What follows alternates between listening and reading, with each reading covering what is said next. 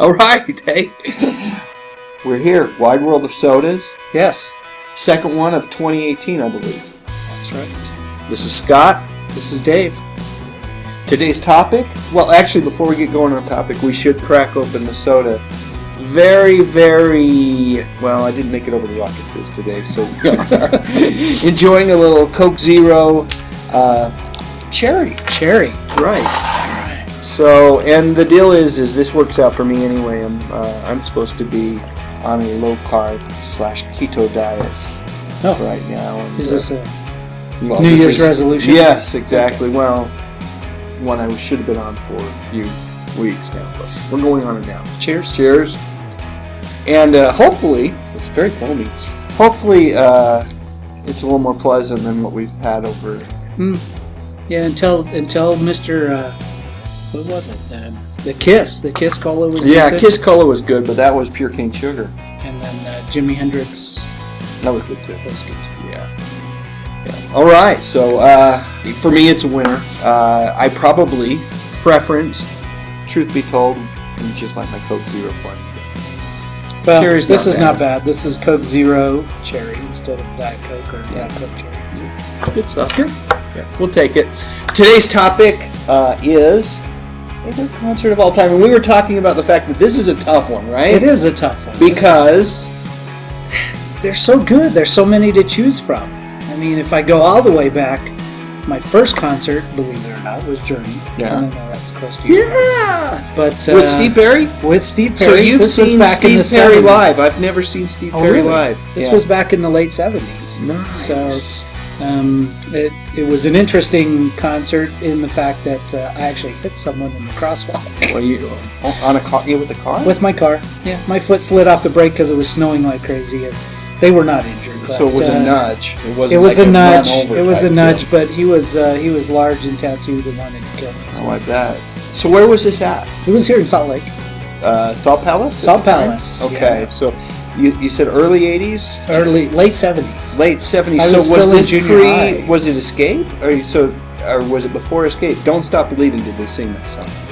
Yeah. Because if they did, they couldn't have. If it was the '70s. No. So it was probably Journey with not only Steve Perry, but with Greg Raleigh. Could be. Who left the band shortly by the time they got famous. And Jonathan Cain joined the band when the Escape toured in the early 80s. I just know I loved their music, so. Yeah. And I scored tickets, believe it or not. I had a job, so I was able to buy tickets and go. Do you remember who was with Journey? No, I don't. Okay. I don't. I want to say it. Oh, now my memory's gone. No. Nope. All right, so that would be a great concert. If I had that one in my memory banks, I would definitely be sharing it. I don't. Probably my favorite concert from that era. One of my first concerts. I'd probably seen a handful before this, but I love the Tubes. Talked about the Tubes. The Tubes were riding high on the fame of the She's a Beauty single, and they came to the UU Special Events Center. Oh, wow. And it was a fantastic concert. It was that full theatrical performance they did. They had all their dancers, the Tubes girls with them, and nice. It was an extravaganza. It blew me away in terms of what you could do with music and theater mixed. Yeah. They came a year later. I got tickets to go see them. And they came at a small club called the Star Club out in Sandy, not around anymore. But it was right before the breakup, before they kind of disbanded, and it was clear that it was a totally different band almost. They were very detached. There wasn't any sort of theatrical element to it.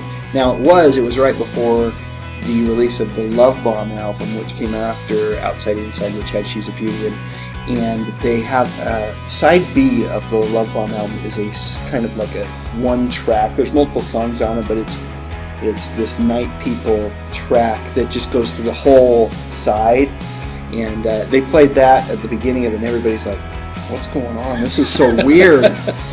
But now, thinking back, it was one of the rare performances of that side B in its entirety. It was kind of cool. So if you had to go with another concert... Yeah, go a little bit later. What would you do? One that I was blown away by, but I was not. I had zero expectations. Was Neil Diamond, and I bought my wife Caroline. I bought my wife tickets, trying to be the good husband so we could go, and I was totally blown away. 3.5 hours nonstop. His voice never broke. It was unbelievable. What a performer. And now that he's stopped performing, it's so sad. Yeah. If you hadn't gone to see him, I'm sorry, but wow, it was amazing. You know what? Can't say anything negative about him. Yeah. He was a classy performer, and we still have his music. That's the beautiful thing, is that he may not be out there hitting the road anymore singing Sweet Caroline. When we saw him as well at the Rio Tinto Center a few years ago, and very nice. And the one thing about that concert is that the fans loved that song so much.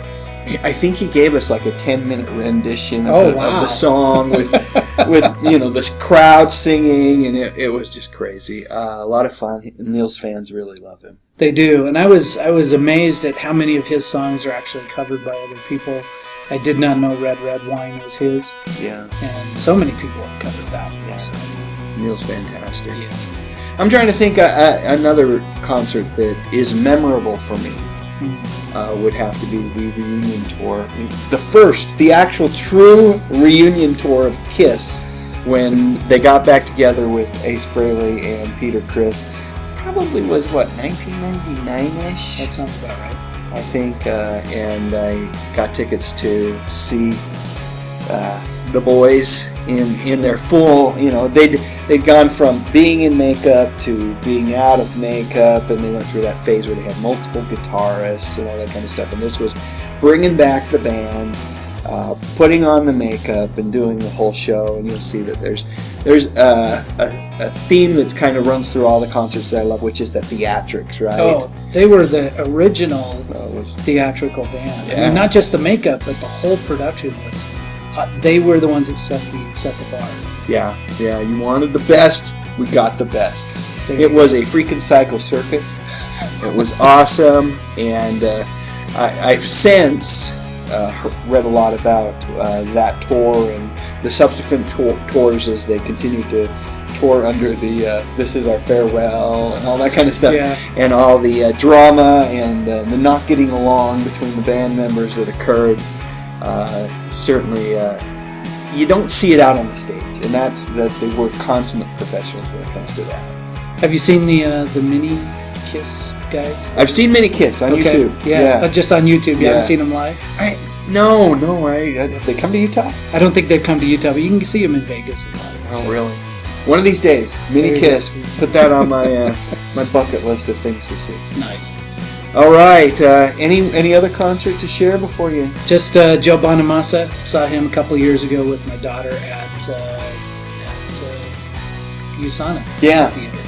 Outdoor venue he's incredible as well. He really is. Yeah, and I'll give one last little shout out at USANA as well, which is, by the way, not my favorite venue, just because of getting out of there after a concert. It's hellacious. Couldn't find it. Right, it's tough. But I went and saw Def Leppard there with Lita Ford and Poison a few years ago. Poison. Did they really? Great. How many of the originals still were? All original members. Amazing. And they just had, it's that infectious enthusiasm, It's like they appeared to be enjoying it the most out of all the performers that night. Very nice. And it was great to see those guys. So that's it. Hey, if you like this video, click on the little thumbs up. Love to hear your favorite favorite concert in the comments section. Share it with us. And most importantly, thanks for watching. Thank you.